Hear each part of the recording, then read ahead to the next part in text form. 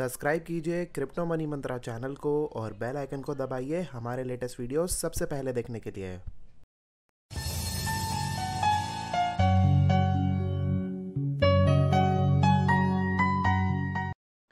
दोस्तों, आगे बढ़ने से पहले हम आपको बता दें कि हम कोई फाइनेंशियल एडवाइज़र नहीं है और कोई भी इन्वेस्टमेंट करने से पहले आप अपनी खुद की रिसर्च ज़रूर कर लें। आपके प्रॉफिट या लॉस की हम कोई भी जिम्मेदारी नहीं लेते हैं।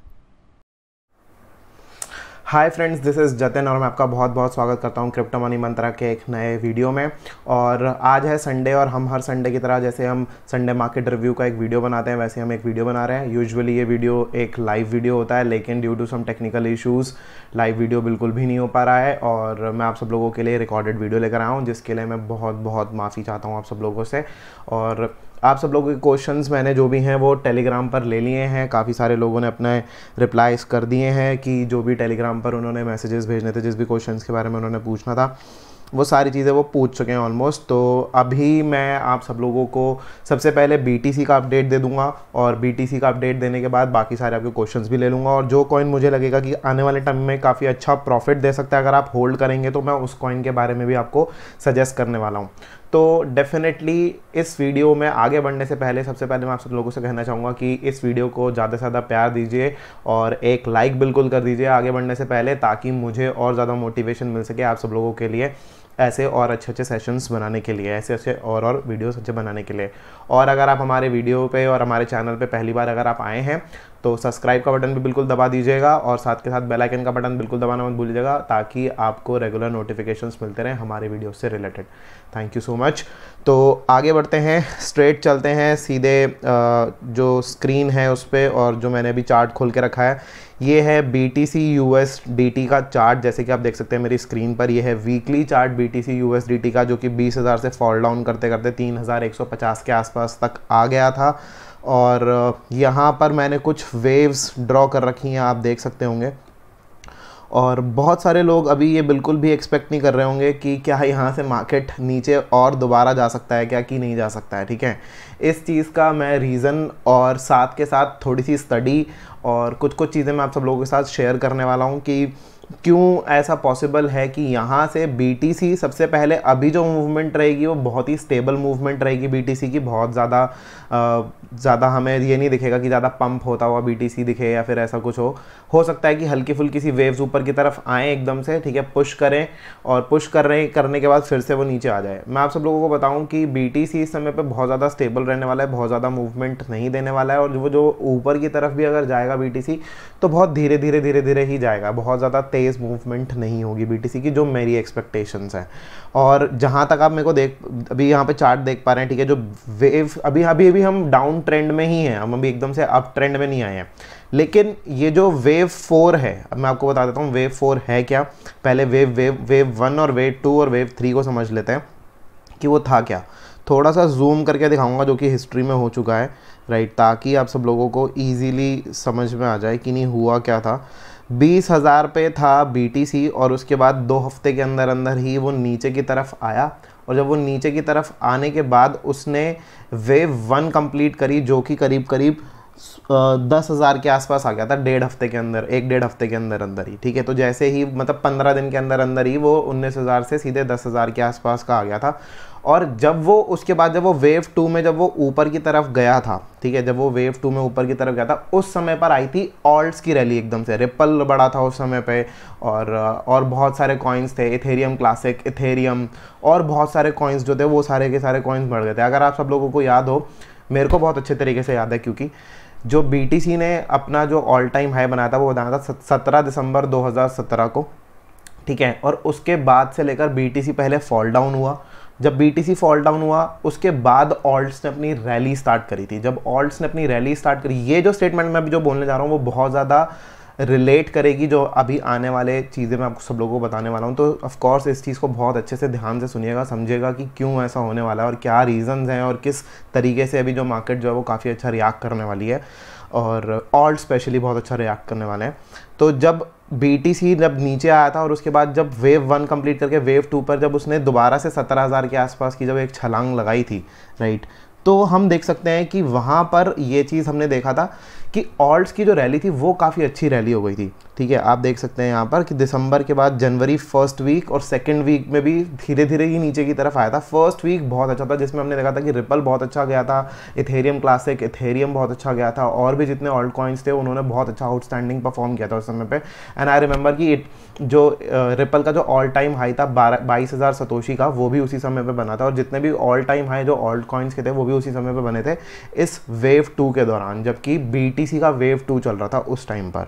और जैसे ही ये वेव 2 ख़त्म हुआ, उसके बाद वेव 3 स्टार्ट हुआ, तो धीरे धीरे करके सारे कॉइन्स एकदम से नीचे की तरफ आते रहे, और हम सब लोगों ने एक बेयर मार्केट को बहुत अच्छे तरीके से विटनेस किया है, जहाँ पर हमने ये चीज़ देखा कि यहाँ से लेकर जब वेव 2 स्टार्ट हुआ था 17,000 से ड्रॉप होना, 16-17,000 से ड्रॉप होना स्टार्ट हुआ, और उसके बाद वो 3150 के आसपास का जो है लेवल आ गया था। करीब मैं कहूँगा कि अपने टॉप से 80% के आसपास मार्केट जो है वो करीब डाउन हो चुका था, राइट।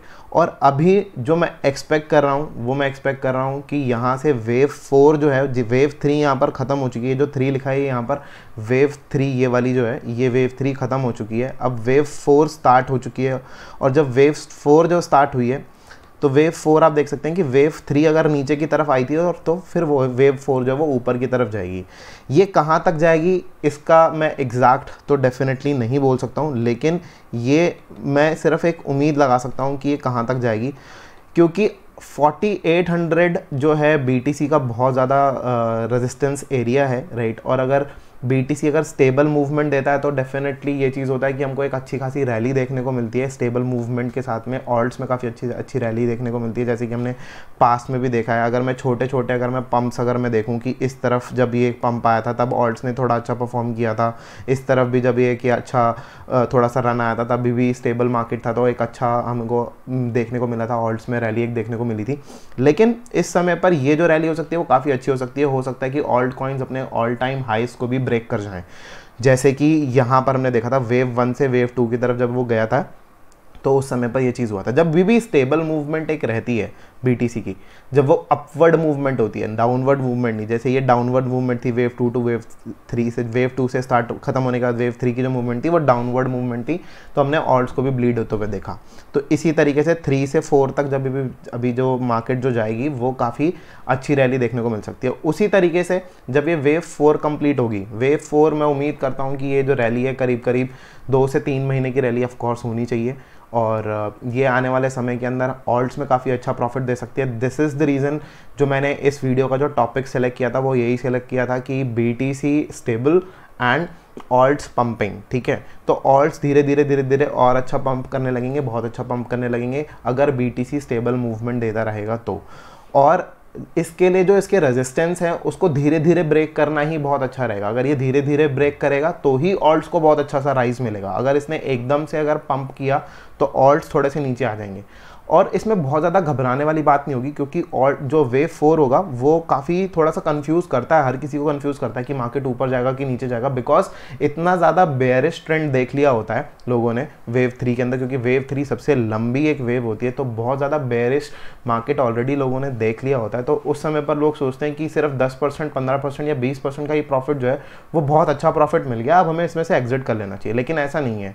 जब भी वेव 2 और वेव 4 अगर करेक्शन नहीं, इम्पल्सिव वेव्स हैं, करेक्शन वेव्स 2 से लेकर 3 वाली थी, अगर इम्पल्सिव वेव है जैसे कि ये इम्पल्सिव वेव जाएगी ऊपर की तरफ, तो डेफिनेटली हमको ऑल्ट्स में काफ़ी अच्छी रैली देखने को मिलेगी, काफ़ी अच्छा ग्रोथ देखने को मिलेगा ऑल्ट कॉइन के अंदर जितना ज़्यादा स्टेबल रहेगा।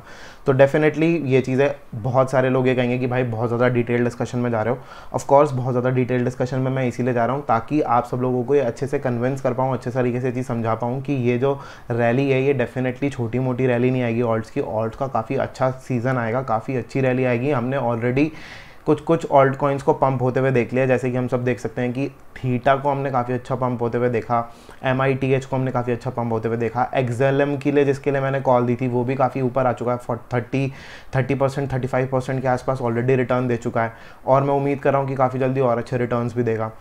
तो यही कुछ कुछ रीज़न्स हैं जिसकी वजह से मुझे लगता है कि ये जो है रैली काफ़ी अच्छी रहेगी। उसके बाद मैं आप सब लोगों को एक चीज़ और बता दूं कि जैसे ही वेव 4 ख़त्म होगा, मैं उम्मीद कर रहा हूँ कि ये मई के आसपास, मई मिड के आसपास ये एंड हो जाना चाहिए, मई मिड के आसपास या मई एंड तक ये एंड होनी चाहिए ये रैली, ठीक है। ये करीब करीब 3 महीने के आसपास का सीज़न रहना चाहिए। और इसका रीज़न मैं आपको पहले ही ऑलरेडी वीडियोस में शेयर कर चुका हूँ। जैसे NPXS ने भी अपना प्राइस बढ़ाने के लिए एयर ड्रॉप 11% के कर दिए, बाकी सब कॉइन्स के भी इवेंट्स है काफ़ी अच्छे अच्छे, तो फिर डेफिनेटली ये सारी चीज़ें मेरे को देखने को मिलेगी, हम लोगों को विटनेस करने को मिलेगी। उसके बाद स्टार्ट होगा वेव 5 जो कि सबसे ज़्यादा नीचे आएगा, और ये भी अभी तक नहीं कहा जा सकता कि ये वेव जो है वो कहाँ तक आएगा। हो सकता है कि ये वेव 2700 तक आए, हो सकता है कि ये वेव हमको देखने को मिले 2500 तक देखने को मिले, राइट। इसका जो अंदाज़ा है वो कैसा लगाया जाएगा, इसी चीज़ के लिए मैं वन डे के चार्ट पे मैं स्विच करना चाहूँगा। मैं अभी वन डे के चार्ट पे स्विच कर लेता हूँ, ठीक है। और वन डे के चार्ट पे मैं थोड़ा सा जूम कर लेता हूँ, थोड़ा सा बड़ा कर लेता हूँ चार्ट, ताकि आप सब लोगों को बहुत अच्छे से थोड़ी थोड़ी चीज़ें जो हैं वो वन डे के चार्ट पे तो सॉरी नहीं क्लियर होंगी। सॉरी, BTC USD का चार्ट खोलता हूँ, जो कि बिटफिनिक्स पे या बिटस्टैम्प पे खोल लेते हैं, जो थोड़ा बड़ा चार्ट है, और वीकली ही चार्ट खोलना होगा ऑफ कोर्स, वन डे का चार्ट नहीं चाहिए, सॉरी। हाँ, तो ये चीज़ हम देख सकते हैं। अभी जो मार्केट ने जब सपोर्ट लिया, ठीक है, वो लिया इस येलो लाइन पे। आप देख सकते हैं कि ये एक येलो लाइन है जो कि इस पे इसने सपोर्ट लिया था, ठीक है। जब ये येलो लाइन पे सपोर्ट लिया, 200 वीकली एवरेज है जो कि ये सपोर्ट लिया, ठीक है। अगर मैं पास्ट में बात करूं, अगर हम बात करते हैं अराउंड अबाउट 2014 की जब मार्केट क्रैश हुआ था, तब उस समय पर 200 वीकली एवरेज जो था वो स्टार्ट हुआ था, क्योंकि उस समय पर 200 हफ्ते जो हैं वो उस समय पे शुरू हुए थे। अगर आप देखना चाहेंगे तो आप देख भी सकते हैं, बहुत पीछे जाना होगा मेरे को, यहाँ पर आप देख सकते हैं ये वाला जो था। थोड़ा सा डिटेल वीडियो ज़रूर रहेगा, जब मैं समझाने बैठता हूँ तो डेफिनेटली अच्छे से ही समझाना पसंद करता हूँ, ठीक है। तो ये आप देख सकते हैं कि यहाँ पे सॉरी, ये वाला भी चार्ट नहीं है, जो चार्ट है वो बिटफिनिक्स का बिटस्टैम्प का होना चाहिए, क्योंकि वहाँ पर BTC ने जो सपोर्ट लिया था वो सपोर्ट लिया था करीब करीब 200 वीकली एवरेज पे। और अगर मैं चाहूँ तो मैं अभी भी चेंज कर सकता हूँ, लेकिन अभी कुछ तो प्रॉब्लम हुई है। एक मिनट दोस्तों, मैं एक बारी, ऑफ कोर्स ये लाइव सेशन तो नहीं है, रिकॉर्डेड सेशन है, लेकिन फिर भी कभी कभी चीज़ें जो हैं वो इस तरीके से हो जाती हैं।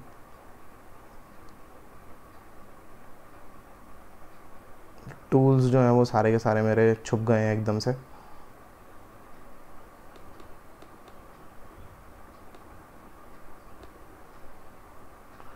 फिर से खोल लेते हैं चार्ट।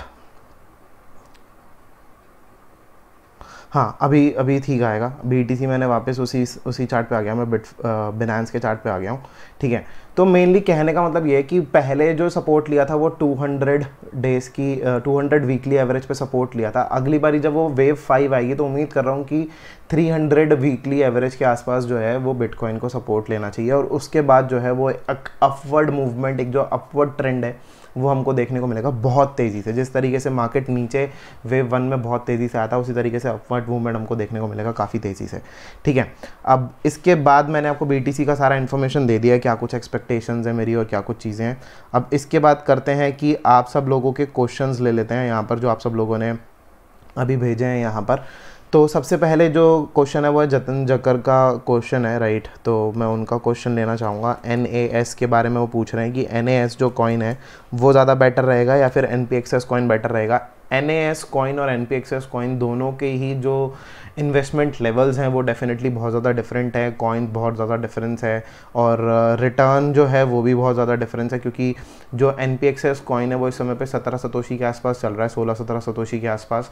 और उसकी जो मैं एक्सपेक्टेशंस रख रहा हूँ, ये भी मैंने NAS का कॉइन खोला है, और उसकी जो मैं एक्सपेक्टेशन रख रहा हूँ NPXS कॉइन की, डेफिनेटली मैं रख रहा हूँ कि 30 और 34 के बीच में डेफिनेटली आ सकता है आने वाले समय के अंदर, ठीक है। और जो NAS कॉइन है, NAS कॉइन काफ़ी अच्छा परफॉर्म कर सकता है आने वाले समय में, और इसका मैंने टारगेट दिया है करीब करीब 3000 के आसपास का मैंने टारगेट दिया है, ठीक है। उसका मैं रीज़न बता देता हूँ सबसे बड़ा कि रीज़न क्या है। इसका रीज़न आप मेरे यहाँ पर चार्ट पर देख सकते हैं कि जो पीछे जो पहले जो एक रेजिस्टेंस था, ठीक है, वो ये लाइन आप देख सकते हैं, यहाँ से मार्केट बार बार यहाँ आ रहा था, फिर उसके बाद छूट रहा था, फिर से यहाँ आने की कोशिश करी, फिर यहाँ से नीचे आ गया, फिर यहाँ आने की कोशिश करी, फिर यहाँ से नीचे आ गया, ठीक है। तो ये एक रेजिस्टेंस लेवल है। और दूसरा ये 221 वीकली एवरेज है, जो कि ये अभी प्राइस जो है इसके ऊपर ऑलरेडी क्रॉस कर चुका है। इस हफ्ते जो कोशिश रहेगी मार्केट की इस कॉइन को रखने के लिए, वो कोशिश रहेगी कि इसके नीचे ही, मतलब इसके आसपास ही रहे, 21 वीकली एवरेज के आसपास ही रहे, उससे नीचे ना जाए, उसके ऊपर ही रहे, ताकि अगर वो ऊपर रहेगा तो एक कंफर्मेशन मिल जाती है मार्केट को वीकली चार्ट पे कि हाँ अब ये इसके ऊपर ही रहने वाला है। अब ये इसके ऊपर क्लोजिंग दे चुका है, जब ये इसके ऊपर ऑलरेडी क्लोजिंग दे चुका होगा तो ऑटोमेटिकली और ज़्यादा ऊपर निकलेगा ही कॉइन डेफिनेटली। तो ये चीज़ मैं उम्मीद कर रहा हूँ आने वाले 2 हफ्ते के अंदर अंदर ये जो है, ये टारगेट जो है वो अचीव हो जाने चाहिए। अगर ये इसको भी ब्रेक करके अगर ऊपर जाता है तो डेफिनेटली ये अपने और जो बाकी जो रेजिस्टेंस हैं, जैसे कि आप यहाँ पर रेजिस्टेंस देख सकते हैं, राइट, ये सारे रेजिस्टेंस सपोर्ट एक साथ ही मार्केट पूरा क्रैश हुआ था, तो डेफिनेटली ये वीकली लेवल पे जिस स्पीड से ये गिरा था उसी स्पीड से ये बढ़ेगा भी। वीकली लेवल पे जैसे गिरता शुरू हो गया था कि 1 2 3 4 5 6 हफ्ते के अंदर अंदर ये जिस तरीके से नीचे आ गया था, अगर ये इस लेवल को अगर क्रॉस कर अगर ऊपर जाता तो उसी स्पीड से ही 6-7 हफ्ते के अंदर अंदर ही करीब 1 से 1.5 महीने के अंदर, जैसे हमने बाकी सब कॉइन्स के साथ देखा, थीटा, BNB और वो सब कॉइन्स जो हम सब लोग जो विटनेस कर चुके हैं, उसी तरीके से ये उसी स्पीड से वापस भी जाएगा डेफिनेटली, ठीक है। तो ये मेरा मानना है। और NPXS कॉइन का भी डेफिनेटली मैं चार्ट खोल लेता हूँ डेफिनेटली, राइट। तो NPXS कॉइन भी आप देख सकते हैं कि पास में बहुत ज़्यादा गिरा था, ठीक है। और इस कॉइन को होल्ड करना इस समय पे काफ़ी अच्छा बेनिफिशियल है, क्योंकि ये काफ़ी नीचे अभी मिल रहा है। और उम्मीद कर रहा हूँ कि बहुत जल्दी जब ये 20 का जो रेजिस्टेंस है, जो कि काफ़ी अच्छा 20 और 22 का जो रेजिस्टेंस लेवल है वो तोड़ दे। अगर ये वो लेवल को तोड़कर अगर ऊपर जाता है तो डेफिनेटली काफ़ी अच्छा प्रॉफिट दे सकता है। NPXS की नेक्स्ट वीक में स्टेकिंग भी स्टार्ट होने वाली है, तो डेफिनेटली लोग खरीद कर स्टेकिंग में डालना पसंद करेंगे। तो जितना ज़्यादा स्टेकिंग में डालना पसंद करेंगे उतना ज़्यादा पहले खरीदेंगे, तभी तो स्टेकिंग में डालेंगे। तो यही चीज़ है जो कि मार्केट में प्राइस जो है NPXS का पुश कर देगी ऊपर की तरफ। तो ये कुछ बेनिफिट्स हो सकते हैं। तो मैं आपसे कहूँगा कि इस कॉइन को होल्ड करें बिनांस पे, और आपको डेफिनेटली 11% का एयर ड्रॉप भी मिलता है, 11% का आपको बेनिफिट भी मिलता है ऑटोमेटिकली। 3 मंथ्स के लिए 11% मिलता रहेगा। 35%, 33-35% के बीच में आपको मिल जाएगा वो कॉइन। एक्स्ट्रा कॉइन्स मिल जाएंगे, वो भी आपको बेनिफिट है, प्लस प्राइस जो बढ़ेगा वो एक अलग प्राइस बढ़ेगा, ठीक है। तो NPXS definitely is a good choice. और मैं उम्मीद करता हूँ कि ये अगर आने वाले 1 महीने के अंदर अंदर, 1 से 1.5 महीने के अंदर अगर ये अच्छे खासे प्राइस पर अगर दिख सकता है, तो हमें 30 का प्राइस हमें टच करता हुआ दिख सकता है। उसके बाद जो रेजिस्टेंस लेवल है वो 38 का रेजिस्टेंस लेवल है, अगर इसने 30 को अगर क्रॉस किया तो, ठीक है। और जिस तरीके से ये गिरा है उसी तरीके से ये ऊपर भी जाएगा डेफिनेटली, जब भी ऊपर जाएगा। उम्मीद कर रहा हूँ कि जाना तो चाहिए, लेकिन अभी ये कॉइन जो है अभी थोड़ा सा नीचे है। देखते हैं नेक्स्ट वीक में कैसी परफॉर्मेंस रहेगी इसकी, उसके हिसाब से ज़्यादा बेटर रहेगा, उसके ज़्यादा बेटर बता सकता हूँ मैं उसके बाद। लेकिन फ़िलहाल के लिए वो एक इवेंट जो है वो ख़त्म हो जाए NPXS का, उसके बाद ज़्यादा बेटर इन्फॉर्मेशन दे पाऊँगा। अभी मैं ये कहूँगा कि अगर आपको बाय करना है बाय कर लो, लेकिन इसको स्टॉप लॉस रखना, 13 का स्टॉप लॉस रखना डेफिनेटली, ठीक है। और 13 का स्टॉप लॉस रखना, और अगर उससे नीचे अगर आ जाए तो फिर आपको उसमें से एग्जिट करना पड़ेगा। ये चीज़ है। बाकी जो NAS कॉइन है वो डेफिनेटली काफ़ी अच्छा है, ठीक है, इस समय पे। अभी हम बढ़ते हैं अपने अगले BTC के बारे में ऑलरेडी मैं बता चुका हूँ, NAS के बारे में ऑलरेडी मैं बता चुका हूँ। और नीरज का क्वेश्चन आया है ADA के लिए, ADA कार्डानो कॉइन के लिए क्वेश्चन आया है नीरज का, तो डेफिनेटली ADA कॉइन के बारे में बात कर लेते हैं। नीरज, जैसे कि आप अभी हमारे चार्ट पे देख सकते हैं कि 21 वीकली एवरेज के ऊपर चल रहा है प्राइस। और जैसे कि मैंने आपके साथ पर्सनल बात भी हुई थी मेरी कॉल पे, तो मैंने आपसे कहा ही था इस चीज़ के लिए कि कुछ समय वेट कीजिए और ये एक ब्रेकआउट दे देगा। जैसे ही वो ब्रेकआउट दे देगा तो आपको ADA कॉइन में काफ़ी अच्छा प्रॉफिट हो सकता है। तो ADA कॉइन डेफिनेटली बहुत अच्छा है। और ये NAS कॉइन पे जैसे हमने भी देखा कि 21 वीकली एवरेज के ऊपर जा चुका है NAS कॉइन भी, और ये भी जो कॉइन है ये भी ऊपर जाने के लिए ही बिल्कुल तैयार है। इसका जो नेक्स्ट जो मैंने आपको टारगेट दिया हुआ है वो 1600 के आसपास का टारगेट दिया हुआ है, 1680 का। तो उम्मीद कर रहा हूँ कि बाय नेक्स्ट वीक या फिर उसके अगले हफ्ते तक, अगले 2 हफ्ते हफ्ते के अंदर अंदर ये 1680 का जो टारगेट है वो पहुंच जाना चाहिए। हो सकता है कि उसको भी ब्रेक करके ऊपर चला जाए। उसके अगर ब्रेक कर अगर जाता है तो मेरा जो इस समय पे जो टारगेट बनेगा उसके ऊपर का वो बनेगा 1880 का मेरा टारगेट बनेगा, बिकॉज पीछे जो रेजिस्टेंस है वो 1800 के आसपास का रेजिस्टेंस है, जैसे कि आप देख सकते हैं। मैं थोड़ा सा करेक्ट कर देता हूँ, ये लॉक्ड है लेयर, सॉरी। ये करीब करीब जो है आप देख सकते हैं यहाँ पे कि 1850 के आसपास का जो लेवल है वो रेजिस्टेंस लेवल है। ऊपर से यहाँ नीचे गिरा था तो ये सब कुछ, ये भी एक रेजिस्टेंस लेवल है, और साथ में जो 2000 के आसपास का जो लेवल है वो भी एक रेजिस्टेंस लेवल का रोल जो है वो प्ले करेगा वीकली चार्ट के हिसाब से। ये यहाँ पे देखिए, यहाँ पे ये और बार बार आके ये एक सपोर्ट ले रहा था। एक बारी, दो बारी, तीन बारी इसने सपोर्ट लिया, 4 बारी तक इसने सपोर्ट लिया, 5वीं बारी में टूट के ये नीचे की तरफ आ गया। ठीक है, तो ये इसका बहुत बड़ा रेजिस्टेंस रहेगा अगर ये 50 MA को ब्रेक कर अगर ऊपर जाता है तो अगर ये 50 MA को ब्रेक करता है तो ये हमारी लाइन हो सकती है जो कि 2000 के आसपास की लाइन हो सकती है। 2000 पर हमको एक अगर हमें शॉर्ट टर्म के लिए अगर खेलना है तो हम 2000 तक खेल सकते हैं। अगर वो उससे भी ऊपर अगर निकलता है तो कि जैसे मैंने बाकी कॉइन्स के लिए बोला कि वो अपने रेजिस्टेंस सपोर्ट तोड़ते चले जाएंगे, तो वो रेजिस्टेंस सपोर्ट जो है वो तोड़ते चले जाएंगे। जैसे कि आप अभी यहाँ पे देख सकते हैं कि जो 2000 और 1800 का जो लेवल है वहाँ पर हाई सेलिंग आने के चांसेस है, बिकॉज बहुत बड़ा सपोर्ट था पीछे पास्ट में। आप देख सकते हैं पहले यहाँ पर भी सपोर्ट था, फिर से यहाँ पर सपोर्ट बना और वो टूट गया, तो डेफिनेटली इस बारी वो रेजिस्टेंस ज़रूर बनेगा। और अगर वो एक बारी रेजिस्टेंस बनेगा तो आप वहाँ पर आप एक सेलिंग प्रेशर देखने को आपको मिलेगा डेफिनेटली। और ये मैं उम्मीद कर रहा हूँ कि आने वाले 2 हफ्ते के अंदर अंदर वहाँ तक, 2 से 3 हफ्ते के अंदर अंदर वहाँ पर पहुँचना चाहिए। ठीक है, वहाँ पर एक थोड़ा सा सेलिंग प्रेशर मिलेगा। जैसे अभी और भी कॉइन्स को देख रहे हैं आपकी वो थोड़ा सा नीचे की तरफ आ रहे हैं। XLM को देखा होगा आपने कि नहीं, अपने टारगेट 2900 के आसपास जो मैंने पहले शॉर्ट टर्म टारगेट बताया था उसको वो टच कर नीचे की तरफ आ गया। उसी तरीके से इस कॉइन के साथ भी होगा। सॉरी, मैं थोड़ा सा डिटेल्ड बात करता हूँ। जब मैं डिटेल बात करता हूँ तो थोड़ी ज़्यादा इन्फॉर्मेशन आप सब लोगों के साथ शेयर करता हूँ। पूरी डिटेल इन्फॉर्मेशन शेयर करने में बिलीव रखता हूँ। ठीक है, तो इसीलिए थोड़ा सा वीडियो भी जो है वो लेंदी हो जाता है। आगे बात कर लेते हैं, जो कि क्वेश्चन पूछा है मोहसिन ने, जो पूछा है TRX कॉइन के बारे में।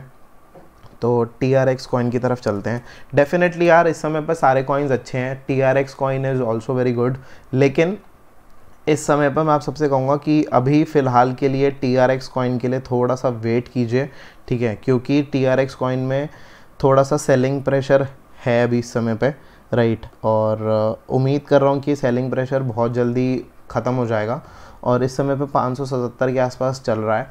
और मैंने आप सब लोगों से कहा था कि जो अगर आपको रिस्क लेना है TRX के अंदर, अगर बाय करना है तो थोड़ा सा रिस्की तो नहीं कहूँगा, लेकिन थोड़ा सा ये चीज़ है कि मार्जिन जो है, जो आपको बाइंग करनी चाहिए वो आपको छोटी छोटी बाइंग करनी चाहिए लेवल्स पे। ठीक है, अभी 577 चल रहा है, 570 से लेकर 530 के बीच में आपको बाइंग करनी चाहिए। ठीक है, पूरे लेवल पे अगर आप एक ही लेवल पे बाय करेंगे, अगर मान लीजिए कि अगर आपने 570 पे बाय कर लिया, ऑफ कोर्स नॉट बैड, बहुत अच्छा पॉइंट है जहाँ पर आप बाय कर सकते हैं। ठीक है, और उसका जो अगला टारगेट हो सकता है वो 950 का टारगेट हो सकता है। अगला सबसे पहला जो रेजिस्टेंस है वो यही है, जो पीछे अभी 850 के आसपास हमने देखा था, 820 850 के आसपास। ठीक है, तो 820 इसका फर्स्ट लेवल ऑफ रेजिस्टेंस रहेगा। उसके बाद जो इसका रेजिस्टेंस रहेगा वो 950 रहेगा। अगर 950 को अगर इसने ब्रेक किया तो डेफिनेटली 1250 के आसपास का इसका नेक्स्ट रेजिस्टेंस रहेगा। और उसके बाद जो है वो की है ऑल टाइम हाई, वो है 2000 सतोशी के आसपास, जो कि हमको देखने को मिल सकता है डेफिनेटली। ठीक है, तो ये मैं उम्मीद कर रहा हूँ TRX कॉइन के लिए, लेकिन जो रिस्क है वो है 570 से लेके 500 के बीच का रिस्क है। और उसके बाद sky is the limit for Tron, क्योंकि ट्रॉन एक ऐसा कॉइन है जिसके लिए बहुत ज़्यादा हाइप क्रिएट की जाती है मार्केट के अंदर।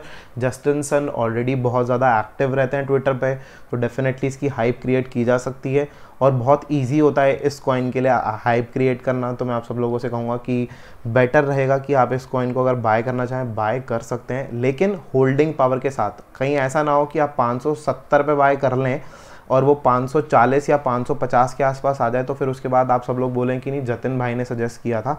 और मैं तो आपको यही कहूँगा कि 570 और 500 के बीच में जा सकता है और कहीं पर भी जा सकता है। उम्मीद कर रहा हूँ कि हाँ 500 के आसपास तक आना चाहिए मैक्सिमम, नीचे उससे ज़्यादा नीचे नहीं आना चाहिए। अगर आपको बाइंग करनी है तो पार्ट्स में बाय कीजिए। और इस तरीके से कीजिए। अगर आप 570 पे फुल बाइंग अगर कर रहे हैं तो होल्ड पावर ज़रूर रखिएगा, कि होल्डिंग पावर रखिएगा कि अगर आपका 10 से 15% अगर कॉइन नीचे भी जाता है तो फिर आप उस चीज़ को होल्ड कर सकें। हालांकि 570 कोई बहुत बुरा लेवल नहीं है, इन फ्यूचर के लिए बहुत अच्छा लेवल है, आप होल्ड कर सकते हैं। ये यहाँ से कुछ नहीं तो आपको डबल तक तो ज़रूर चला जाएगा, जो मुझे लगता है। ठीक है, ऑलरेडी हम पीछे TRX का पंप देख चुके हैं। अगर एक और इवेंट अगर अनाउंस अगर होता है ट्रॉन का कुछ भी, तो डेफिनेटली बहुत ज़्यादा अच्छा पंप दे देगा। तो ये चीज़ है। BTT भी लॉन्च किया है उन्होंने, हो सकता है उससे रिलेटेड कुछ अनाउंसमेंट कर दें। तो anything can happen based on the charts, right. मैं हमेशा यही कहता हूँ कि ना चार्ट्स बहुत कुछ बोल जाते हैं कि क्या हो सकता है इन फ्यूचर, कौन से इवेंट्स, मतलब कौन सा इवेंट तो नहीं, पॉजिटिव न्यूज़ आ सकती है कि नहीं आ सकती, ये सब कुछ चीज़ें बहुत कुछ बोल जाता है। तो मैं इसी तरीके से आप सब लोगों से कहूँगा कि आप इस चीज़ के लिए इस तरीके से करके देखिए कि पार्ट्स में या तो बाय कीजिए थोड़ा थोड़ा करके, और अगर आप अभी भी बाय करते हैं तो फिर उस सिचुएशन में आप धीरे धीरे बाय कीजिए। अभी एकदम से ये भागने वाला नहीं है, ठीक है, थोड़ा थोड़ा करके बाय कीजिए तो बाय हो जाएगा।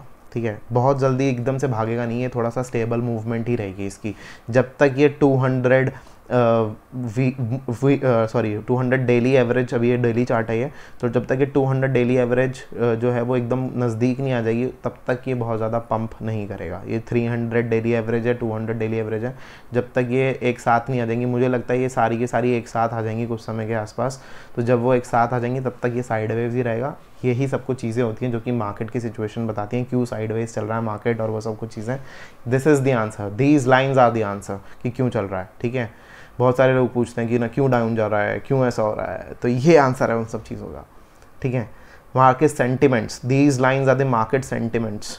तो जब ये क्लोज आ जाएंगी एकदम, तब उस समय पे हो सकता है कि ट्रॉन जो है वो ऊपर की तरफ चला जाए।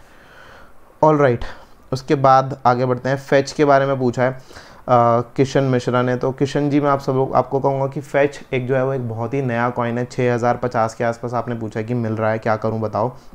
तो मैं कहूँगा कि फेच को अगर आपको लेना है तो थोड़ा सा रिस्की है।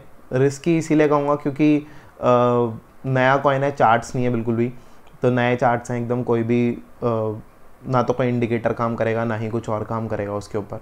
तो मैं बेटर ये समझूंगा कि अगर आपको ख़रीदना है तो बहुत ही ज़्यादा बड़ी क्वांटिटी में मत खरीदिएगा, थोड़ा अपने पोर्टफोलियो का मैक्सिमम आप 4 से 5% का जो अमाउंट है वो डाल सकते हैं फेच के अंदर। बहुत ज़्यादा बड़ा अमाउंट का मत रखिएगा फेच अपने पास अभी इस समय पे।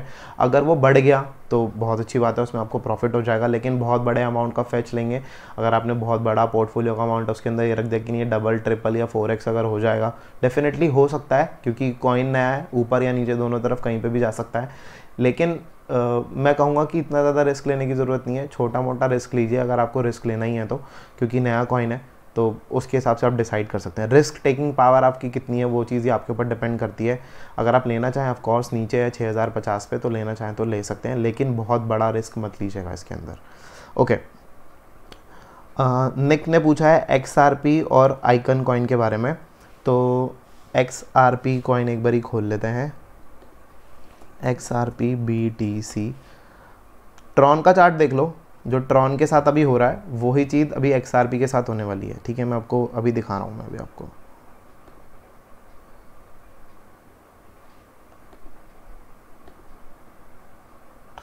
ये देखो, सेम चार्ट लगभग। ठीक है, सिर्फ और सिर्फ ड्यूरेशन का फ़र्क है। जो मैंने कहा था कि सारी मूविंग एवरेजेस एक साथ आ जाएंगी ट्रॉन के अंदर, यहाँ पर आप देख सकते हैं कि सारी मूविंग एवरेजेस ऑलमोस्ट एक साथ आ चुकी हैं यहाँ पे। ठीक है, जब ये एक साथ आ जाएंगी सारी की सारी मूविंग एवरेज, तब तक ये मार्केट साइडवेज रहेगा। ये 200 डेज़ के भी नीचे चला गया है अभी फ़िलहाल, और उम्मीद कर रहा हूँ कि ये थोड़ा सा स्टेबल होके ये यहाँ तक जब तक थोड़ा समय तक और अभी नीचे आ जाए, जब तक सारी की सारी मूविंग एवरेजेस एक साथ आ जाएं, तब ये कॉइन अच्छे से डिसाइड कर पाएगा कि इस कॉइन को ऊपर जाना है या नीचे। क्योंकि XRP हमने पहले भी देखा था, जब BTC का सेकेंड वेव आया था तब वो सबसे आखिरी में ही भागा था और काफ़ी अच्छा ऊपर की तरफ गया था। ये भी ऊपर जाएगा, लेकिन मुझे लगता है कि कुछ समय का वेट करना चाहिए। अभी एकदम से एंट्री करके हमें पैसे फंसा लेने की ज़रूरत नहीं है XRP के अंदर। जब तक हम किसी और कॉइन के अंदर हम अच्छा खासा बेनिफिट उठा सकते हैं। जब हम अच्छा खासा बेनिफिट और कॉइन्स में उठा चुके होंगे, तब हम अपने पोर्टफोलियो का कुछ अमाउंट हम इसके अंदर डाल सकते हैं XRP के अंदर या बाकी सब कॉइन्स के अंदर जो स्टेबल रहेंगे, जो कि जैसे कि ट्रॉन हो गया वो भी स्टेबल मूवमेंट ही दे रहा है, XRP हो गया अभी वो स्टेबल मूवमेंट ही दे रहा है। तो वैसे हम बाद में कर सकते हैं, ऑलरेडी कॉइनबेस पे लिस्ट हो चुका है नो, तो आने वाले समय के अंदर और ज़्यादा अच्छा जो है वो परफॉर्म करेगा, लेकिन अभी ये स्टेबल रहने की मेरे को लगता है उम्मीद है। ठीक है, नास के बारे में नीरज मैं ऑलरेडी बात कर चुका हूँ, और निक ने पूछा है आइकन कॉइन के बारे में, तो हम ICX कॉइन के बारे में भी एक बारी बात कर लेते हैं। ICX BTC, निक ICX BTC का मैं आपको कहूँगा कि अभी ये 21 वीकली एवरेज के आसपास ही आकर ये ड्रॉप हुआ है, थोड़ा सा ये ऊपर चला गया था। ये मैंने जो रेजिस्टेंस लाइन ड्रॉ करके रखी है पुरानी को कभी की होगी मैंने, ये ऑलरेडी उसको टच कर नीचे की तरफ आ चुका है, और उम्मीद कर रहा हूँ कि अगर आपको यहाँ पे बाय करना हो तो आप बाय कर सकते हैं। ठीक है, तो बाय करने के बाद आप इसको ऊपर इस रेजिस्टेंस लाइन का जो सपोर्ट जो ये रेजिस्टेंस है ये ब्रेक करते हुए देखेंगे कुछ समय के अंदर, और उसके बाद और भी ऊपर का जो सपोर्ट रेजिस्टेंस है उसको भी ब्रेक करते हुए देख सकते हैं। ये जो 300 डेज़ का जो मूविंग एवरेज है राइट, वहाँ पर ये करीब करीब पहुँच सकता है, जो कि इस समय पे 1300 के आसपास चल रहा है, और थोड़ा सा नीचे आएगा डेफिनेटली आने वाले समय के अंदर। तो मेरा टारगेट रहेगा कि आप 1000 के लिए आप खेल सकते हैं आराम से। ठीक है, जो इसका जो प्राइस जो रहेगा अभी 830 पे है, और तो आप 1090 और 1100 के आसपास के लिए आप अच्छे से इसमें एंट्री ले सकते हैं, और वहीं के आसपास मुझे लगता है नहीं 1700 के आसपास यहाँ पे वीकली एवरेज अगर मैं देखूँ 50 की, हो सकता है कि ये 300 डेज़ को भी क्रॉस कर अगर ऊपर अगर चला गया इन केस। ठीक है, अगर ये 300 डेज़ को भी अगर क्रॉस कर अगर ऊपर की तरफ अगर ये प्राइस निकलता है तो हमारा जो नेक्स्ट टारगेट होगा हम वीकली चार्ट पे शिफ्ट करेंगे, बिकॉज वन डे चार्ट में कुछ भी बचेगा नहीं, कोई वीकली कोई डेली एवरेज नहीं बचेगी, सारी जो डेली एवरेजेस हैं उसको क्रॉस कर चुका होगा ऑलरेडी कॉइन। जब वो उसके ऊपर निकलेगा तो फिर हमारे पास यहाँ पर कुछ चीज़ें हैं जो पॉइंट्स हैं वो स्टार्ट हो जाएंगे, एंड डेफिनेटली जो हमारा वीकली एवरेज 50 है वो राउंड अबाउट 1650 के आस 1650 के आसपास है। तो 1650 हमारा नेक्स्ट टारगेट रहेगा। डेफिनेटली यहाँ से डबल हो सकता है, बहुत इजी है यहाँ से आइकन कॉइन के लिए डबल होना, काफ़ी बुलिश मोमेंटम है इस कॉइन के अंदर। ठीक है, तो मैं आपको कहूँगा कि ये ऊपर की तरफ जाएगा तो 1650 के आसपास इसका एक रेजिस्टेंस बनेगा। 1650 अगर इसने क्रॉस किया देन यू नो ऑल कि नहीं आगे जो है वो क्या क्या लिमिट्स हैं, ये सारे कुछ चीज़ें आप देख सकते हैं मेरे यहाँ पर राइट हैंड साइड पे। ये काफ़ी कुछ चीज़ें जो हैं ये मैंने मार्क की हुई हैं, ये जो लेवल्स हैं ये सारे लेवल्स इसके नेक्स्ट लेवल्स हो सकते हैं, लेकिन totally depends on your patience, on your holding power कि आप कितना बिलीव करते हैं चीज़ों पे, कितनी चीज़ों को आप होल्ड कर सकते हैं, क्या कुछ चार्ट्स देखते हैं नहीं देखते हैं, उन सब चीज़ों पे डिपेंड करता है। अब ये वीकली 21 EMA के ऊपर ही है तो डेफिनेटली यहाँ से ऊपर ही लग रहा है मेरे को, ऊपर ही जाना चाहिए। कुछ समय का आपको पेशेंस रखना पड़ेगा, ऊपर ज़रूर जाएगा कॉइन। ठीक है, ICX की बात हो गई है, और नास पंप अगेन लिखा था नीरज ने, तो थैंक यू भाई फॉर इन्फॉर्मेशन। कितना पंप हो गया भाई गिरीश ने लिखा है कि कितना पंप हो गया, तो भाई अभी तो शुरुआत ही हुई है, बहुत ज़्यादा नास के बारे में ज़्यादा कुछ हुआ नहीं है। स्टीम कॉइन के बारे में पूछा है, स्टीम कॉइन के बारे में बात कर लेते हैं, जल्दी ले लेते हैं यार, अपना बहुत ज़्यादा देर नहीं लगाएंगे। ठीक है, वरना ये वीडियो बहुत ज़्यादा लंबा हो जाएगा। Okay, steam coin already pump कर चुका है। अभी इसका जो नेक्स्ट लेवल जो रहेगा वो रहेगा करीब मुझे लगता है 1620 के आसपास का लेवल रहेगा, जो कि नेक्स्ट वीक के अंदर मैं एक्सपेक्ट कर रहा हूँ। अगर ये उसको भी क्रॉस करता है तो फिर ये अपने नेक्स्ट जो रेजिस्टेंस है, जो कि हॉरिजॉन्टल रेजिस्टेंस है, वो करीब 2121 के आसपास है। 2100 के आसपास का रेजिस्टेंस मान लीजिए, 2100 का जो रेजिस्टेंस है उसके ऊपर टच कर सकता है, और अगर वो उसको भी क्रॉस करता है तो फिर नेक्स्ट जो होगा वो 4500 के आसपास रहेगा। राइट, ये सारी कुछ चीज़ें जो हैं वो लेवल्स रहेंगे आने वाले समय के अंदर। अगर वो 4500 को भी क्रॉस कर गया तो यू नो ऑल की नहीं क्या हो सकता है, कहाँ तक जा सकता है। ठीक है, ये आप देख ही रहे हैं कि 10,000 का इसका ऑल टाइम हाई था। मेरे हिसाब से ये फर्स्ट वीक था और वो ऑल टाइम हाई था, तो डेफिनेटली मुझे नहीं लगता कि वहाँ तक जाना बहुत ज़्यादा पॉसिबिलिटीज़ हैं, लेकिन हाँ मैं ये ज़रूर कह सकता हूँ क्योंकि वो एक तरीके से जो कॉइन है वो एक्सचेंज पे अभी लॉन्च ही होता है, तो वो किसी भी प्राइस पे ऊपर हिट कर जाता है, तो मैं उस चीज़ के लिए नहीं कहूँगा, वो चीज़ को काउंट भी नहीं करना चाहिए। मेरे हिसाब से जो काउंट करना चाहिए लेवल वो करना चाहिए 5000 के आसपास, 4500 के आसपास का लेवल हमें काउंट करना चाहिए। वो एक लेवल हो सकता है, उसको अगर क्रॉस किया तो डेफिनेटली और ऊपर ज़रूर जाएगा। ठीक है, ठीक है, इसके अलावा AON कॉइन के बारे में बात कर लेते हैं। AION BTC। अभी ये फ़िलहाल के लिए नीचे है कॉइन, ठीक है, और मैं इसका 1 डे चार्ट अभी देखना चाहूँगा। ये वीकली चार्ट पे तो काफ़ी नीचे है, और 1 डे चार्ट पे ये कोशिश कर रहा है सपोर्ट बनाने की अपनी। तो अगर आप चाहें इसके अंदर, अगर आप इन्वेस्ट करना चाहते हैं तो डेफिनेटली इन्वेस्ट कर सकते हैं, लेकिन आप स्टॉप लॉस रखिएगा। इसका स्टॉप लॉस आपको रखना चाहिए मेरे हिसाब से, जो इसका जो प्रीवियस जो लो था वो करीब वही फाइंड आउट करने की कोशिश कर रहा हूँ कि कितना था, 280 के आसपास था। काफ़ी अच्छा कॉइन हो सकता है, यहाँ से हो सकता है कि उस लेवल तक नीचे ना भी आए, लेकिन आपको जो इसका जो स्टॉप लॉस रख लेना चाहिए वो ये रख लेना चाहिए 270 का स्टॉप लॉस रख लेना चाहिए, ठीक है। और स्टॉप लॉस के साथ आप इसको रख सकते हो। उम्मीद है कि ऊपर जाएगा, ज़्यादा नीचे, क्योंकि बाकी सब कॉइन्स ऊपर जा रहे हैं, ठीक है। ऐसा नहीं है कि बाकी सब ऊपर जा रहे तो ये भी ऊपर जाएगा, लेकिन मूवमेंट 21 डेली एवरेज के 21 EM में डेली जो है उसके ऊपर आ गया है कॉइन, और वहाँ पर इसने एक तरीके का सपोर्ट लेने की कोशिश की है। तो डेफिनेटली ये थोड़ा थोड़ा और ऊपर चला जाएगा। जैसे ये थोड़ा थोड़ा और ऊपर चला जाएगा, ये एडा की तरह कॉइन का चार्ट बन रहा है एकदम, ठीक है। तो जहाँ तक मैंने देखा था एडा का जो चार्ट था, थोड़ा सा ही फ़र्क है, ज़्यादा फ़र्क नहीं है एडा और इस कॉइन के अंदर जो चार्ट के अंदर। तो डेफिनेटली इसकी मूवमेंट उसी तरीके से रहेगी। बाय नेक्स्ट वीक मैं एक्सपेक्ट कर रहा हूँ कि थोड़ा सा अच्छा ऊपर आ जाना चाहिए। ऑफ कोर्स इस कॉइन के अंदर आप इन्वेस्ट कर सकते हैं विद स्टॉप लॉस ऑफ 270, ठीक है। और QSP कॉइन के बारे में पूछा आपने, तो QSP BTC, ये सब जो क्वेश्चन है वो चेतन शर्मा के क्वेश्चन हैं, 3 क्वेश्चन जो थे। तो QSP डेफिनेटली आप देख सकते हैं डेली में 200 डेली एवरेज के ऊपर आ गया है। नेक्स्ट टारगेट इसका ये रहेगा 300 डेली एवरेज, करीब 700 के आसपास। मैं कह सकता हूँ कि 700 के आसपास आना इसके लिए पॉसिबिलिटी है बहुत आसानी तरीके से। और अगर मैं वीकली चार्ट पर अगर मैं चले जाऊँ तो मेरे को लगता है कि करीब 900 का जो टारगेट, 900 का जो लेवल है वो भी अचीव करना चाहिए। ये वीकली 50 MA के आसपास जो है वो टच करना चाहिए। 900 850 का जो टारगेट है वो इसका बनना चाहिए मेरे हिसाब से। अगर वो उसको भी क्रॉस कर जाता है तो हमको देखना होगा इसका प्रीवियस जो हॉरिजॉन्टल रेजिस्टेंस है वो क्या बनते हैं। हॉरिजॉन्टल रेजिस्टेंस ऑफ कोर्स आप देख सकते हैं कि पहला हॉरिजॉन्टल रेजिस्टेंस बनेगा यहाँ पे, जो कि बनेगा 1050 के आसपास। दूसरा हॉरिजॉन्टल रेजिस्टेंस बनेगा यहाँ पे, जो कि बनेगा करीब 1400 के आसपास, ठीक है।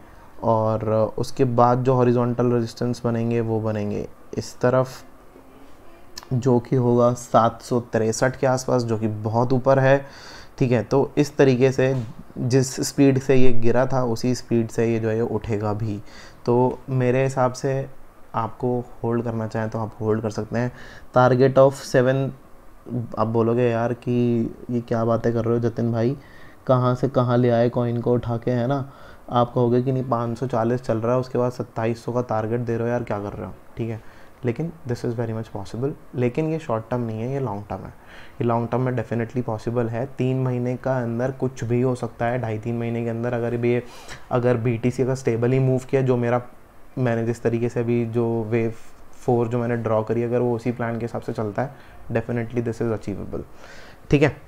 ऑल राइट, लेकिन BTC स्टेबल मूव करना चाहिए। This is the only condition which I have for this.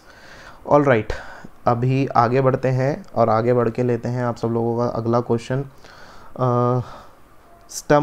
Steam करके हैं, उन्होंने पूछा QLC, QKC और ELF के बारे में। भाई मैं ऑलरेडी इसके लिए बता चुका हूँ, फिर भी मैं फटाफट बता देता हूँ। QLC BTC, बहुत सारे क्वेश्चंस हो गए। आज तो लाइव होना बनता था लेकिन आज लाइव हुआ नहीं है। QLC डेफिनेटली अगला टारगेट 1018 का है। उसके बाद जो इसका रेजिस्टेंस है वो करीब मैंने ये डेली लेवल पे लगाए होंगे रेजिस्टेंस, डेफिनेटली 1400 का, और 1400 के बाद इसका 1700 का। मुझे लगता है 1700 के आसपास आ सकता है। और अगर 1700 को भी क्रॉस किया तो फिर 624, और अगर 624 को क्रॉस किया then sky is the limit. लेकिन ये विद टाइम है, ये शॉर्ट टर्म नहीं है, ये लॉन्ग टर्म है, ठीक है। QKC के बारे में बात कर लेते हैं फटाफट। QKC, AKC नहीं भाई, QKC AKC लिख दिया मैंने गलती से। QKC के लिए हम ऑलरेडी बात कर चुके हैं मेरे हिसाब से इन सब के बारे में। पीछे कुछ हफ्तों के अंदर, ठीक है। तो अभी फ़िलहाल ये अपना रेजिस्टेंस ले रहा है 21 वीकली एवरेज के आसपास।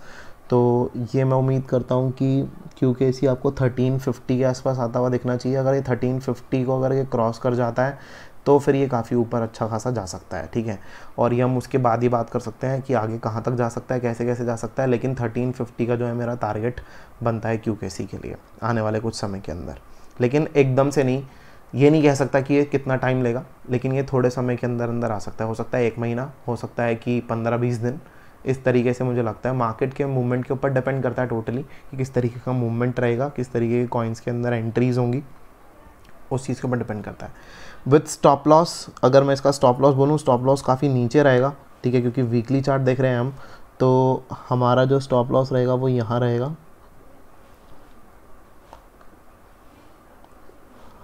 करीब करीब 614 के आसपास, 614 615 के आसपास का हमारा स्टॉप लॉस रहेगा इसका, ठीक है। तो ये कुछ मैं अभी कह सकता हूँ। और अभी इस समय पे जो प्राइस चल रहा है वो चल रहा है 843 का। तो ये सब कुछ चीज़ें हैं इसके बारे में। QKC कॉइन के बारे में, काफ़ी अच्छा कॉइन है, डेफिनेटली आप ले सकते हैं, ठीक है। और इसके बाद हम बात कर लेते हैं ELF कॉइन के बारे में, जो कि आपने पूछा है। ELF BTC,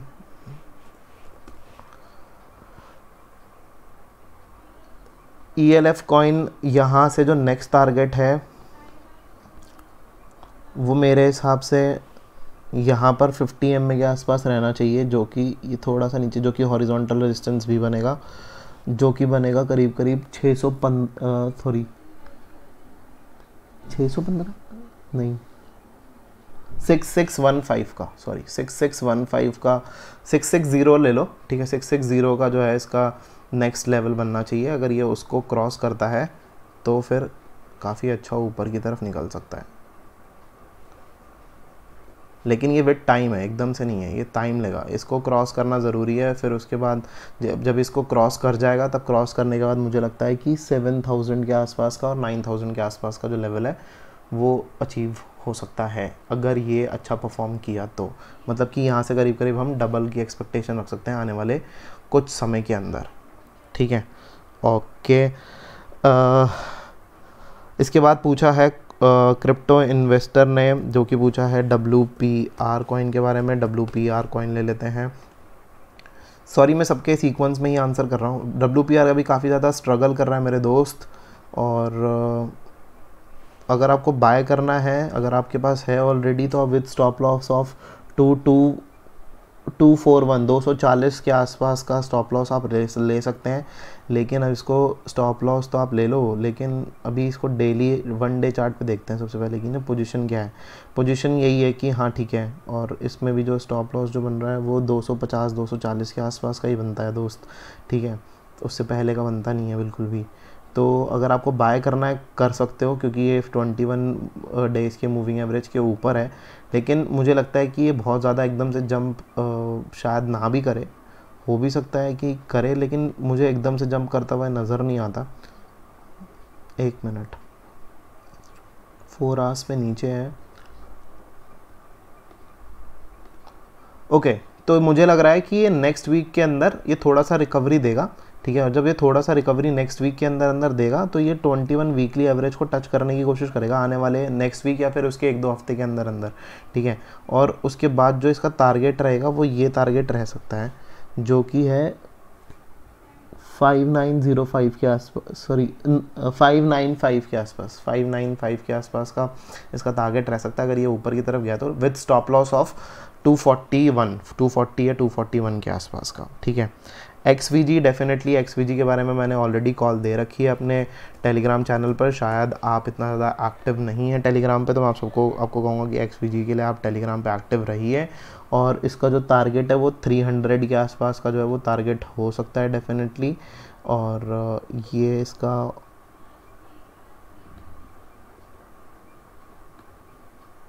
एक मिनट, ये इसका हॉरिजॉन्टल एक रेजिस्टेंस है और दूसरा रेजिस्टेंस ये है। तो मेरे हिसाब से पहला जो हॉरिजॉन्टल रेजिस्टेंस है वो करीब करीब 290 के आसपास बनता है, और जो दूसरा जो हॉरिजॉन्टल रेजिस्टेंस बनता है वो बनता है 363 के आसपास, ठीक है। लेकिन अभी सबसे पहले इसको प्राइस को 21 वीकली एवरेज के ऊपर आना बहुत ज़रूरी है, जो कि स्ट्रगल कर रहा है अभी और उसके ऊपर नहीं आ पा रहा है। अगर मैं बात करूं इस समय पे प्राइस की, तो इस समय पे जो प्राइस है वो 21 डेज़ की मूविंग एवरेज के ऊपर जाने की 176 के आसपास है। और इसने कोशिश करी थी वीकली 21 EMA को क्रॉस करने की और डेली 200 MA को क्रॉस करने की, जो कि सेम ही लेवल पर है, ठीक है। यानी कि करीब करीब 180 को इसने 189 190 के आसपास को इसने क्रॉस करने की कोशिश की थी। अगर ये 195 को अगर ये क्रॉस कर जाता है तो डेफिनेटली जो मैंने ऊपर के टारगेट्स दिए हैं वो डेफिनेटली अचीवेबल टारगेट्स हैं। और आप अभी स्क्रीन पर आप देख सकते हैं, अगर आप नहीं देख पा रहे हैं तो मैं आपको बता देता हूँ कि 184 185 ऑलरेडी टारगेट जो है वो अचीव, पहले जो टारगेट्स मैंने जो लगाए थे वो ऑलरेडी अचीव हो चुके हैं। और उसके बाद का जो मेरा टारगेट है वो 227 और 237 का और 253 का, फिर 290, उसके बाद मैंने 360 का टारगेट दिया है। उसके बाद अगर वो 360 को अगर वो ब्रेक करता है और ऊपर जाता है तो काफ़ी अच्छा ऊपर जाएगा, काफ़ी अच्छी उम्मीद है ऊपर और ज़्यादा ऊपर जाने की। Then sky is the limit for XVG, ठीक है। ये आप देख सकते हैं, अगर इसने 360 अगर इसने क्रॉस किया देन इसका जो नेक्स्ट मूव है वो काफ़ी अच्छा हो सकता है, 1200 के आसपास या फिर 1400 के आसपास भी जा सकता है, 1200 1300 1400 के आसपास भी जा सकता है, लेकिन विद टाइम, अभी एकदम से नहीं, टाइम लगेगा, ठीक है दोस्त। सारे के सारे एक साथ भगा दोगे तो एक से प्रॉफिट में निकल कर दूसरे में कैसे घुसेंगे, तो एक एक करके, ठीक है, सब में एक साथ मत घुस जाना। एनकैश यार इस समय पे एकदम ना मुझे बिल्कुल नहीं पसंद आ रहा, बिल्कुल भी, पता नहीं क्यों मुझे बिल्कुल ही नहीं पसंद आ रहा। ना तो वो डेली चार्ट पे अच्छा लग रहा है, ना ही कहीं पे अच्छा लग रहा है। तो मैं आप सब लोगों से कहूँगा कि यार एनकैश से थोड़ा सा दूर रहो। इस समय पे 46 का लेवल पे चल रहा है, यही तब से यहीं घूम रहा है। अभी फ़िलहाल इसको ब्रेकआउट करने दो एक बारी, वापस दोबारा सोचेंगे कब लेना होगा कब नहीं लेना होगा। एनकैश में मत घुसो यार, ठीक है। PHX डेफिनेटली आप ले सकते हो। PHX का जो टारगेट है वो मुझे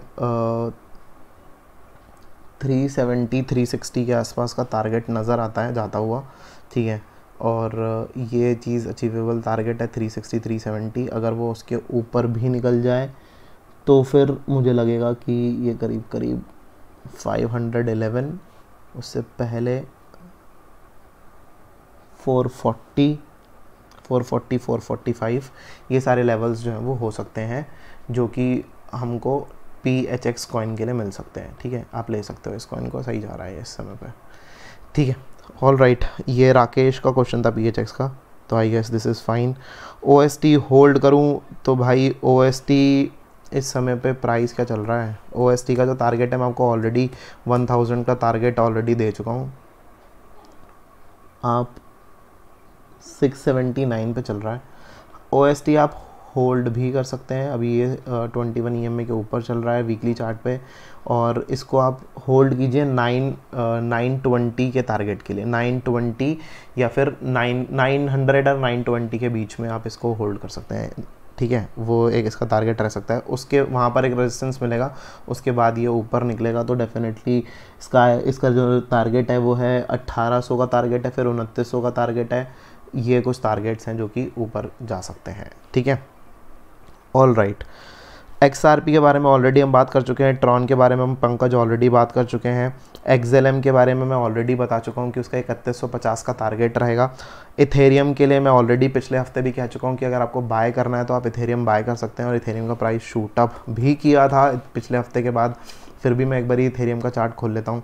अभी यहाँ पर ये 21 वीकली एवरेज पर जो है वो कि स्ट्रगल कर रहा है। यहाँ पर अगर आप बाय करना चाहें कर सकते हैं, क्योंकि ये डेली जो चार्ट पे ये क्रॉसओवर दे चुका है, तो डेफिनेटली आप इसको बाय कर सकते हैं। और बाय करने के बाद आप इसे होल्ड कीजिएगा अगर आपके पास होल्डिंग पावर है तो ही, और होल्डिंग पावर अगर आपके पास है तो डेफिनेटली इसका जो फर्स्ट जो टारगेट रहेगा ये रहेगा मेरे हिसाब से 50 वीकली एवरेज का, जो कि रहेगा करीब करीब 0.4645 के आसपास, 0.046 के आसपास का टारगेट रहेगा। उसके बाद हॉरिजॉन्टल सपोर्ट पे जाने की उम्मीद है, जो कि मुझे लगता है 0.55 पे, जो कि इसका हॉरिजॉन्टल सपोर्ट और रेजिस्टेंस बनता है, वहाँ पर चला जाएगा। सॉरी, थोड़ा सा चार्ट इस तरीके से हो गया। और इसके बाद अगर जाता है तो फिर और ऊपर भी जा सकता है डेफिनेटली। ऑल्ट्स की रैली अगर स्टार्ट होगी तो डेफिनेटली हमको ये 0.844 पे मिल सकता है, ठीक है। तो ये करीब करीब ये जो सारे टारगेट्स आप देख रहे हैं यहाँ पर, ये सब टारगेट्स रह सकते हैं अगर ये और ऊपर जाता है तो। लेकिन these are the long term targets, एकदम शॉर्ट टर्म टारगेट्स नहीं है, ठीक है। एकदम से आप अगर आप सोचोगे कि नहीं 1 महीने के अंदर अंदर चला जाएगा, 1 महीने के अंदर अंदर नहीं जाने वाला है। कम से कम अगर एक ऑल्ट रैली भी अगर आती है अच्छी खासी, अगर हमको रैली भी देखने को अगर मिलती है, क्योंकि ये आप देख सकते हैं कि यहीं से बॉटम से स्टार्ट हुआ था, यहीं पे बॉटम पे दोबारा आ गया, फिर ये ऊपर जाएगा, फिर ये नीचे आएगा, फिर इसी तरीके से चलेगा, ठीक है। अब इसी तरीके से आप इसको होल्ड कर सकते हैं, इसी तरीके से आप इसके साथ अच्छे खासा पैसा कमा सकते हैं, ठीक है। लेट्स सी क्या होता है। लेकिन ये सब कुछ चीज़ें मेरी एक्सपेक्टेशन है, मेरी एक्सपेक्टेशन डेफिनेटली जो है 0.1 के आसपास की हैं। 0.1 जो है BTC इथेरियम मिलना चाहिए आने वाले समय के अंदर, ठीक है। ये मेरी एक्सपेक्टेशंस है। ऑल राइट, XLM का हमने ऑलरेडी डिस्कस कर लिया है। XLM काफ़ी ऊपर जा सकता है। XLM one of my favourite coin and इस समय पे उसको डेफिनेटली लिस्ट कर दिया गया है, और ये लिस्ट होने से पहले ही ये कुछ बाउंस कर गया था, लिस्ट होने के बाद भी बाउंस किया है। ये सारे के सारे लेवल्स मैं आपको ऑलरेडी बता चुका हूँ। अगर आपने वीडियो नहीं देखा है तो आप वो वीडियो देख लीजिए, जिसमें मैंने top 10 coins to give good profit in March का मैंने जो वीडियो बनाया था उसके अंदर मैंने डिस्कस किया था। और आप देख सकते हैं कि ये सारे लेवल्स जो यहाँ पर ऊपर दे रखे हैं, ये सारे लेवल्स जो हैं वो टारगेट है, और ऊपर जाएगा, डेफिनेटली ऊपर जाएगा ये कॉइन। ये नीचे नहीं रहने वाला है कॉइन, ये डेफिनेटली ऊपर ज़रूर जाएगा कॉइन, ठीक है। अच्छा कॉइन है, आप ले सकते हो, बाय कर सकते हो अगर आपने अभी तक बाय नहीं किया है तो। थोड़ा लॉन्ग टर्म के लिए होल्ड करना, ठीक है। BNB बाय करना सही रहेगा, ये क्वेश्चन आया है ER सामी का। भाई मैं BNB के लिए सिर्फ इतना ही कह सकता हूँ कि BNB अपने ऑल टाइम हाई पर है इस समय पर। BNB को इस समय पर बाय अगर आप करोगे भी तो अपने रिस्क पे बाय करेंगे। इसका जो सेलर जो कॉइन है, नया कॉइन जो आ रहा है, सिर्फ उसकी वजह से थोड़ी सी हाइप क्रिएट हो रही है। लेकिन मुझे नहीं लगता कि उसके बाद जब तक अगर कोई नया ICO ना लॉन्च कर दे बिनांस, तो कुछ और ज़्यादा हाइप जो है वो क्रिएट हो सकती है इसकी। तो मैं कहूँगा कि फ़िलहाल के लिए आप BNB को अगर आप बाय करेंगे तो टोटली थोड़ा सा रिस्क है, और इतना ज़्यादा नहीं है कि आपको रिस्क, इस तरीके से कह रहा हूँ मैं क्योंकि रिस्क हो सकता है कि बहुत ऊपर चला जाए। इस समय पे BNB इस तरीके से जैसे BTC था 2017 में, एकदम से ऊपर ऊपर ऊपर ऊपर ही जा रहा था, वैसे ही इस समय पे BNB है कि ना वो ऊपर ऊपर ऊपर ही जा रहा है। तो दैट इज़ द रीज़न मैं आपको कहूँगा कि BNB से थोड़ा सा अगर आप डिस्टेंस बना लें तो ज़्यादा बेटर है। और कॉइन्स बहुत सारे हैं जिसके अंदर आप अर्निंग कर सकते हैं, ठीक है। Okay, market up now, some all 15 to 10% up. XLM जा सकता है क्या 5%? डेफिनेटली ऊपर जा सकता है। जॉर्ज का क्वेश्चन है, डेफिनेटली ऊपर जा सकता है, तो डेफिनेटली आप उसको होल्ड कर सकते हैं। और आज की इवनिंग का ये लास्ट क्वेश्चन मैं लेने जा रहा हूँ, जो कि है MTH के बारे में। XLM के बारे में ऑलरेडी बता चुका हूँ, ठीक है। तो शुभम का क्वेश्चन है MTH का। MTH देखो 5 to 10% उन्होंने बोला है, लेकिन फिर भी मैं MTH के बारे में बता देता हूँ। और MTH भी काफ़ी ऊपर जा सकता है, ठीक है। मैं काफ़ी नया चार्ट है यार इसका, कोई बहुत पुराना चार्ट नहीं है। तो मैं आपको कहूँगा कि ये वनडे में तो पॉजिटिव दिख रहा है मेरे को, ठीक है। लेकिन अगर मैं वीकली की अगर मैं बात करूँ, this is called price action trading. ये जो चार्ट्स आप मेरे सिस्टम पे जो देख रहे हो, ठीक है, जिसमें ये मूविंग एवरेजेस हैं, this is called price action trading. बहुत सारे वीडियोस मिल जाएंगे आप सब लोगों को यूट्यूब पे, अगर आप देखना चाहें तो देख सकते हैं। और भी यूट्यूबर्स के काफ़ी अच्छे वीडियोस हैं। इसका जो टारगेट रहेगा वो मेरे हिसाब से 1129 का, मतलब कि 1100 के आसपास का इसका टारगेट रह सकता है। और अगर मैं इन फ्यूचर अगर मैं बात करूँ तो अगर ये 1100 को क्रॉस करता है तो ये और ऊपर की तरफ निकलेगा, करीब करीब 1880 के आसपास का इसका नेक्स्ट टारगेट हो सकता है। और अगर ये उसके भी अगर ऊपर जाता है तो डेफिनेटली ये 2100 तक भी जा सकता है। डेफिनेटली ये लॉन्ग टर्म टारगेट्स हैं, शॉर्ट टर्म टारगेट्स नहीं। डिपेंड करता है कि रैली कितनी अच्छी आती है। मैं आप सब लोगों के सामने ही ये लाइंस ड्रॉ करके रख रहा हूँ अपने चार्ट पे। लेट्स सी आने वाले समय के अंदर क्या होता है, ठीक है। और उसी तरीके से ये सारी चीज़ें जो वो रिएक्ट करते चले जाएंगी, और आप सब लोगों को ही मैं इसी तरीके से हेल्प करने की भी कोशिश करूँगा कि आगे आने वाले समय के अंदर और क्या क्या इसमें लेवल्स बन सकते हैं। उसके बीच में एक 2400 का भी लेवल है जो कि अचीव कर सकता है, ठीक है। So this is all, and I guess कि आप सब लोगों को ये जो मैंने वीडियो में सारी जो इन्फॉर्मेशन दी है वो सबको बहुत पसंद आई होगी और सबको काफ़ी अच्छा लगा होगा। ये वीडियो काफ़ी लंबा हो गया, ये वीडियो डेफिनेटली, और उम्मीद करता हूँ कि आपको वीडियो पसंद आया होगा और आपको जो मैंने इन्फॉर्मेशन इतने सारे कॉइन्स के बारे में दी है वो आपको ज़रूर हेल्प करेगी आपके इन्वेस्टमेंट के लिए, आपको अपने पोर्टफोलियो में कॉइन्स को जोड़ने के लिए, कौन कौन सा कॉइन आप जोड़ना चाहते हैं। तो this is all from my side and साथ ही साथ मैं आप सब लोगों से कहूँगा कि अगर अभी तक आपने इस वीडियो को लाइक नहीं किया है, शेयर नहीं किया है, तो लाइक का बटन दबा दो, शेयर का बटन दबाकर अपने फ्रेंड्स के साथ शेयर करो ताकि उनको भी इन्फॉर्मेशन मिल सके कि कौन कौन से कॉइन्स है, क्या कुछ मूवमेंट रहनी चाहिए BTC की, और किस तरीके से क्रिप्टो करेंसीज़ के अंदर इन्वेस्ट कर अच्छा खासा पैसा कमाया जा सकता है। This is the best time to earn with crypto, ठीक है। सो मैं आप सबसे कहूँगा कि लाइक करो, शेयर करो ज़्यादा से ज़्यादा, और कमेंट करके बताओ कि कैसा लगा आप सब लोगों को ये वीडियो, और आप अपना सबसे ज़्यादा सपोर्ट दिखाओ इस चैनल को ताकि और भी लोग हमारे चैनल के साथ जुड़ें और भी लोगों को और अच्छी इन्फॉर्मेशन मिले। एंड एक और चीज़ आप लोगों से कहना चाहूँगा कि I am a firm believer of technical analysis, right. Fundamental पे भी डेफिनेटली ज़रूर जाता हूँ, लेकिन सबसे ज़्यादा इंपॉर्टेंट जो मुझे लगता है वो लगता है टेक्निकल एनालिसिस, जहाँ पर अगर आपको लगता है कि एक टेक्निकल एनालिसिस के हिसाब से अगर एक पॉजिटिव दिखता है चार्ट तो न्यूज़ ऑटोमेटिकली मार्केट के अंदर आ जाती है। जैसे कि मैंने आप सब लोगों को पहले भी बताया था कि वेव 2 के अंदर मार्केट में ऑल्ट्स बहुत अच्छा परफॉर्म किए थे, वैसे ही वेव 4 के अंदर भी मार्केट में ऑल्ट्स काफ़ी अच्छा परफॉर्म करेंगे, जो मुझे उम्मीद है पूरी की पूरी। हो सकता है कि ऑल टाइम हाइज भी ब्रेक करते हुए आप सब लोगों को दिखें बहुत सारे कॉइन्स के, जैसे कि अपने BNB के लिए देखा ही है, ठीक है। तो फिलहाल के लिए इस वीडियो में इतना ही। देखने के लिए आप सब लोगों का बहुत बहुत धन्यवाद। जय हिंद, वंदे मातरम।